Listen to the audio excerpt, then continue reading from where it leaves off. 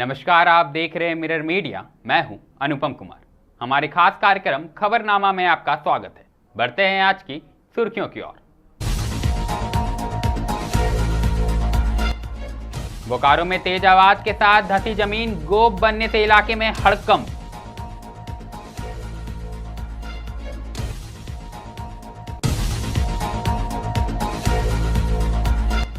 धनबाद में विवाहिता की संदिग्ध मौत, दहेज उत्पीड़न व हत्या के आरोप।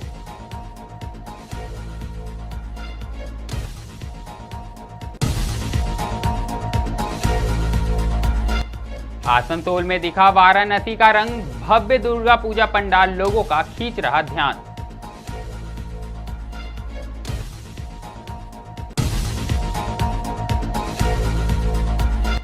धनबाद के गोविंदपुर पंडाल में त्रिकुटा धाम की भव्य झलक, वंदे भारत ट्रेन और गुफा खींच रहा लोगों का ध्यान।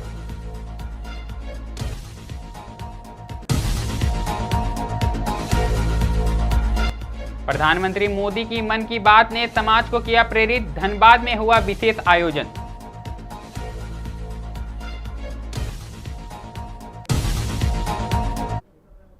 अब खबरें विस्तार से। सबसे पहले बात हम बोकारो जिले की करेंगे, जहां बेरमो प्रखंड स्थित झिरकी गांव के पास एक खदान में भूधसान की घटना सामने आई है। घटना में कोई जनहानि नहीं हुई है, लेकिन भूधसान से जमीन में बड़ा गड्ढा बन गया है। घटना काथरा थाना क्षेत्र के पास स्थित खदान में हुई है। घटना की जानकारी मिलते ही काथरा थाना प्रभारी राजेश प्रजापति दल बल के साथ मौके पर पहुंचे और स्थिति का जायजा लिया। स्थानीय लोगों के अनुसार झिरकी के पास की खदान में हमेशा आग लगी रहती है। भूमिगत आग के कारण कोयला लगातार जलता रहता है, जिससे जमीन कमजोर हो गई है। इसी वजह से कई घरों में दरारें पड़ चुकी हैं। लंबे समय से गांव को सुरक्षित स्थान पर शिफ्ट करने की मांग जारी है।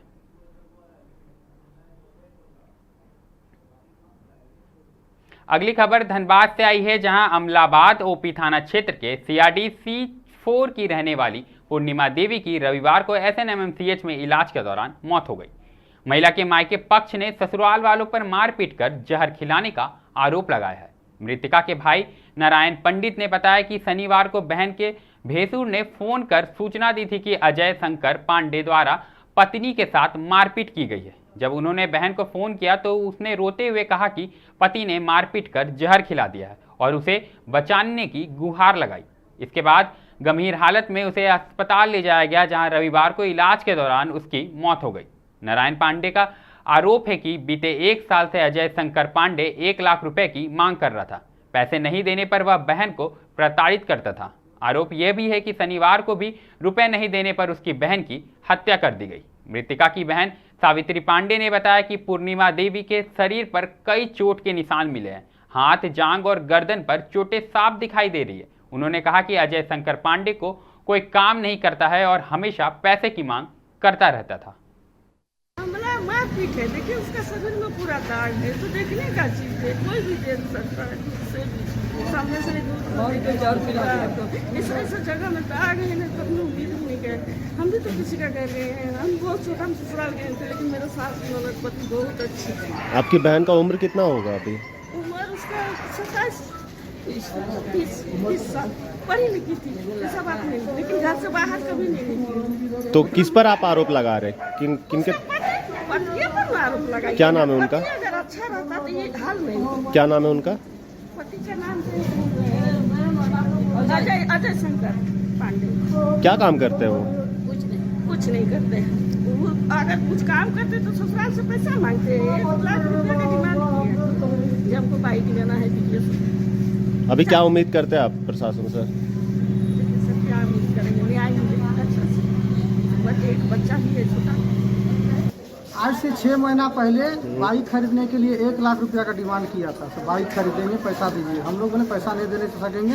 कभी 5,000 2,000 मम्मी पापा दे देती थी। 6 महीना से ना फोन करने से फोन पिकअप करता है, न उधर से फोन करने दिया जाता। अचानक कल करीब 10-11 बजे फ़ोन किया गया उसके बड़े भाई द्वारा, जो मतलब भैंसुर है, मतलब दूसरा नंबर भैंसुर को फ़ोन करके बोल रहा है कि आके ले जाइए, अब पति पत्नी में लोग झगड़ा हो रहा है। तो हम ठीक है, अभी तो हम ड्यूटी में हैं, ड्यूटी से जैसे आप करेंगे या तो हम तुरंत ही चल जाएंगे। फिर हम सत्यता को जानने के लिए फ़ोन किया अपना बहन को। तो बहन हमको बोली हमको मार के पीट के ज़बरदस्ती जहर खिला दिया, तुम जल्दी आओ ना तो हम मर जाएंगे। क्या नाम है आपके मतलब बहन का बहन के पूर्णिमा देवी और पति के उनके? पति का अजय शंकर पांडे। कहाँ रह रहे थे ये? ये है CRD सीलफोर, वो ओपी है क्या कहते हैं अमलाबाद। और आप लोग कहाँ रहते हैं? हम लोग हैं धनबाद बरवड्डा थाना। कब मिला राम सूचना? पंडू की टोला जब्दी। कब सूचना मिला? सूचना कल मिला था 11-12 बजे के करीब। और महिला खुद फोन करके सूचना दी थी? हाँ, महिला ने उसका भेव जो है वो फोन करके सूचना दी थी से ये लोग पति पत्नी में झगड़ा हुआ, आके ले गई। तो वंतिका पांडे को दोबारा फोन किया गया। और महिला ने आपको बताया था कि उनको मार के जहर भी खिला दिया? हाँ, जहर खिला दिया। आप कौन हुए? हम मृतिका का भाई। क्या नाम हुआ आपका? नारायण पांडे। अब क्या उम्मीद करते हैं प्रशासन से? हम मतलब प्रशासन से यही उम्मीद करते हैं कि हमें। अगली खबर पश्चिम बंगाल से आई है, जहां आसनसोल की प्रतिष्ठित गांधीनगर दुर्गा पूजा समिति इस बार अपने 41वें वर्ष में भव्यता के साथ उत्सव मना रही है। हर वर्ष अपनी थीम के कारण चर्चाओं में रहने वाली समिति ने इस बार श्रद्धालुओं को वाराणसी की झलक दिखाने का संकल्प लिया है। पूरे पंडाल को वाराणसी के प्रसिद्ध 80 घाट के रूप में सजाया गया है। जैसे ही लोग पंडाल में प्रवेश करते हैं, उनका स्वागत गंगा आरती से होता है। दीपों की ज्योति, धूप की सुगंध, शंखनाद और मंत्रोच्चारण के साथ ऐसा समागम रचा गया है कि दर्शक स्वयं को वाराणसी के घाट पर खड़ा महसूस करते हैं। आरती के बाद पंडाल में आगे बढ़ते ही काशी की तंज पर गलियां, साधु संतों की प्रतिमाएं और आध्यात्मिक वातावरण दर्शकों को मंत्रमुग्ध कर रहा है। समिति ने यहां चिता घाट का भी प्रतिरूप तैयार किया है, जिसमें अमर अग्नि के लिए जाना जाता है। समिति के सदस्यों का कहना है कि प्रधानमंत्री नरेंद्र मोदी के वाराणसी से सांसद बनने के बाद काशी विश्वनाथ कॉरिडोर ने वहां की धार्मिक पहचान को और भी समृद्ध किया है। उसी प्रेरणा से इस पंडाल में भी काशी की आभा को उतारने की कोशिश की गई है।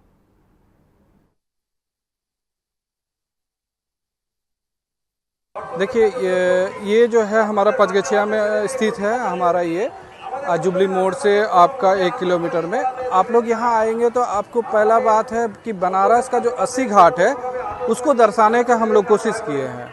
आप लोग पहले पंडाल में जैसे घुसते हैं वहीं पर आप लोग को वो देखने को मिलेगा कि जैसे बनारस में आपका आरती होता है उसका फील देने का हम लोग कोशिश किए हैं।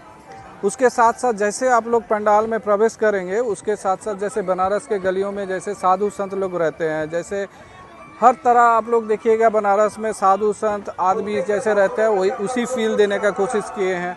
उसके बाद आप लोग का जैसे है कि बनारस में चीता कभी नहीं बुझती है, तो वही वाला चीता का भी हम लोग फील देने का कोशिश किए हैं। उसके साथ साथ एक सिलिकॉन का माँ दुर्गा का एक तो रेप्लिका मूर्ति हम लोग बनाए हैं, वो स्पेशल अट्रैक्शन है। उसके बाद जो मेन मूर्ति है वो हम लोग का कलकत्ता से आया है और उसको देखने के लिए भी बहुत दर्शनार्थी यहाँ पर आ रहे हैं, क्योंकि और जो है हमारा ये पंडाल पूरा बनारस का जो फील है वो पूरा बनारस का फील देने के लिए हम लोग यहाँ पर। अब रुख एक बार फिर धनबाद का करेंगे, जहाँ माँ दुर्गा के आगमन हो चुका है और पूरा जिला भक्ति और उल्लास के माहौल में डूबा हुआ है। चारों ओर पूजा पंडालों को अंतिम रूप देने का काम तेजी से चल रहा है। इसी बीच गोविंदपुर का गांव भीतर दुर्गा पूजा पंडाल इस बार भक्तों के लिए खास आकर्षण का केंद्र बना हुआ है। राजस्थान के त्रिकुटा धाम मंदिर की थीम पर बना यह भव्य पंडाल अपनी कलाकारी और सजावट से लोगों का मन मोह रहा है। विशाल आकार में निर्मित इस पंडाल की नक्काशी और डिजाइन इतनी बारीक है कि देखते ही बन रही।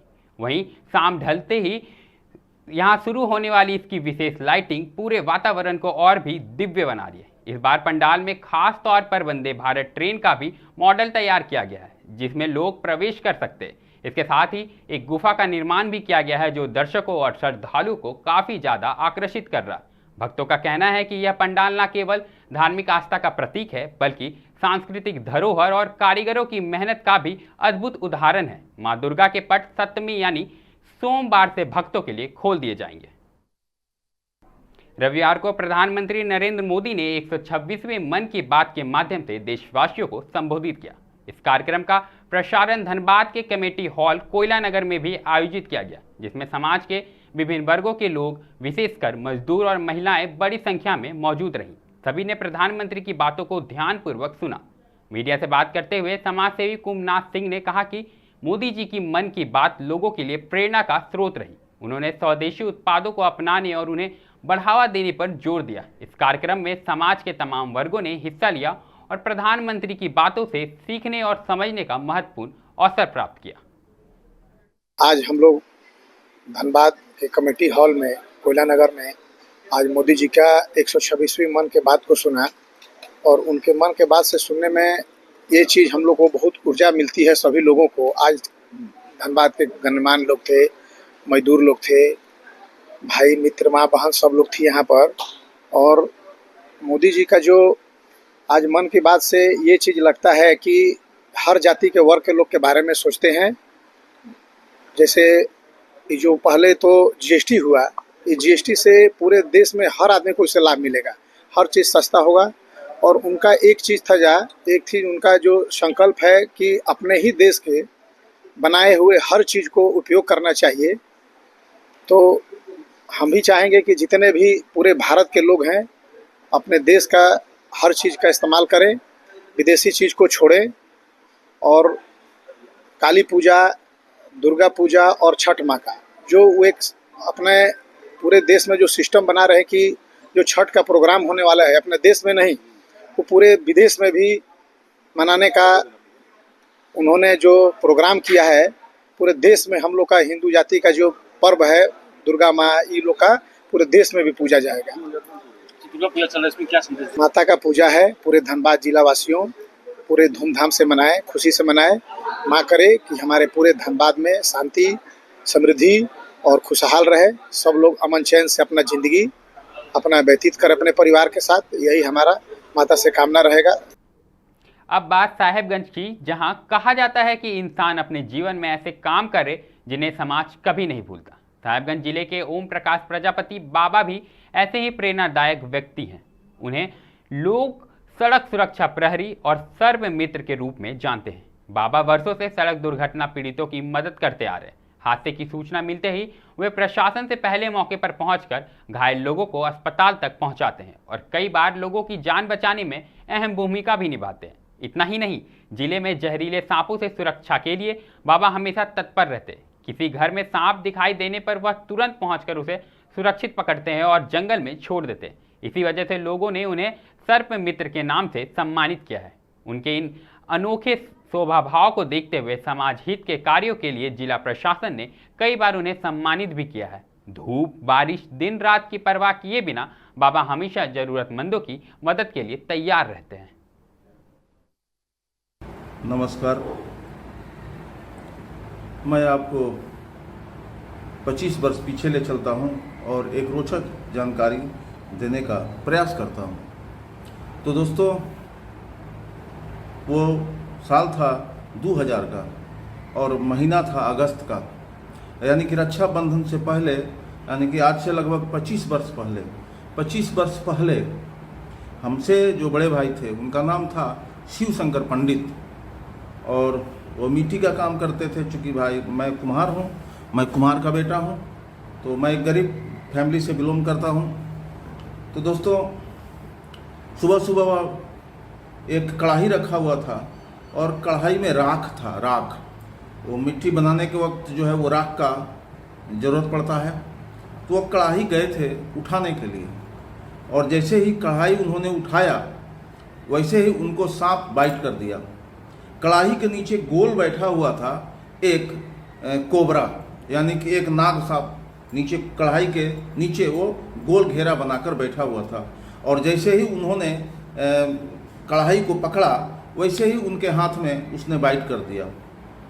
तो साथियों, उस समय हम ट्रक चलाया करते थे, हम तो नहीं थे घर में, हालांकि इस मामले में हम अपने परिवार में तेज थे।